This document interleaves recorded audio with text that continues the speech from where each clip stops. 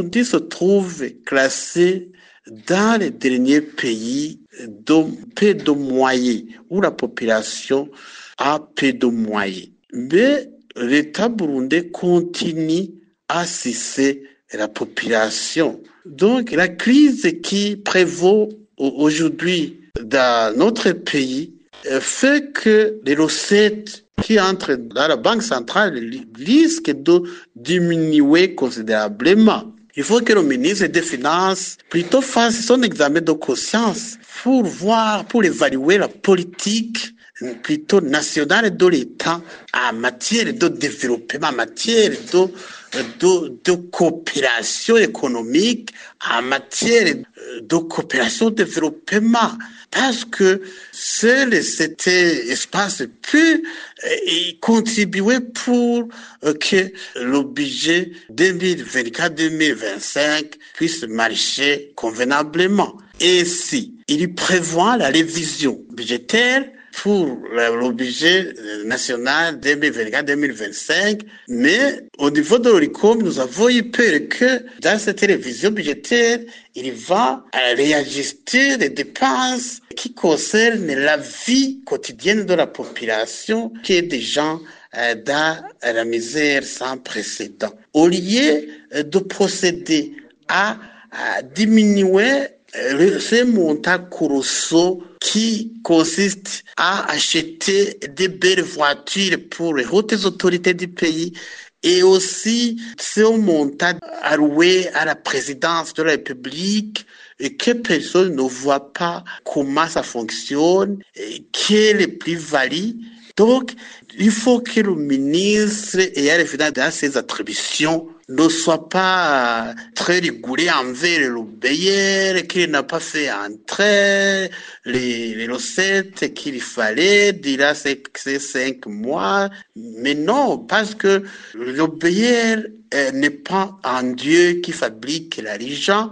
Le pays ramasse l'argent de la population qui en a déjà. Le pays ne va pas demander les impôts et taxes de commerçants qui fermeraient les portes, des commerçants qui ne peuvent pas aller à l'extérieur pour faire l'importation.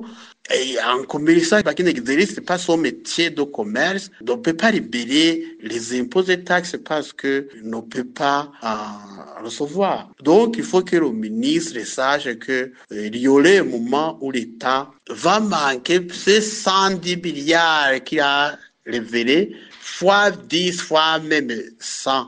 Si il ne règle pas la situation socio-économique qui prévalent aujourd'hui, il faut qu'ils sachent que la situation risque de s'empirer en matière économique. Donc, il faudrait qu'à tout prix et que le gouvernement du Burundi plutôt cherche à tout moyen une politique de stabilisation, une politique de retour au climat d'affaires, d'apaiser le climat d'affaires, afin que les commerçants, les agents économiques puissent exercer leur métier productif dans la sérénité totale. C'est à partir de là que le pays va recevoir des recettes importantes pour pouvoir financer les projets de l'État.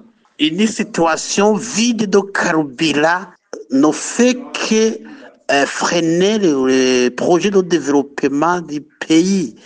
Le peuple, le citoyen ne peut pas exercer son métier comme il le fait, il le faut.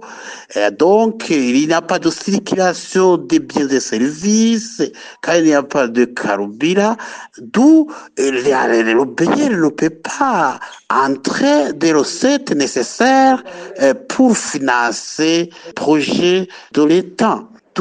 Il faut à tout prix, plutôt le ministre cherche d'autres moyens pour pouvoir faire fonctionner les départements ministériels liés dans l'été, les dépenses ministérielles. Ce n'est pas ça qui fait marcher le pays.